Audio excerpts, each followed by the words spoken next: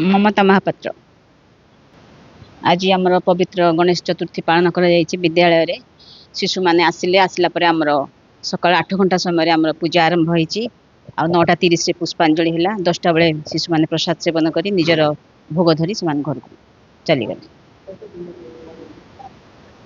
आमर आसंता काल तो गुरुवार विसर्जन हेनी, तेणु शुक्रवार दिन विसर्जन कर आमर टोटल पिला संख्या है 560। से 500 पिला उपस्थित थे आज।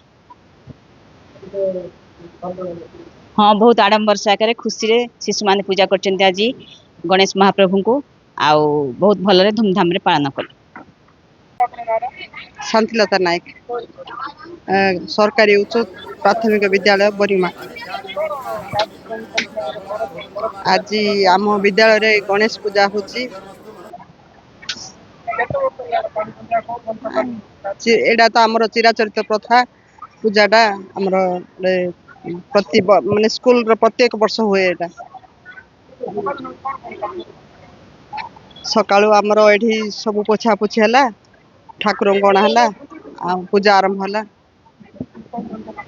पुष्पांजलि आमर 10टा रे हला।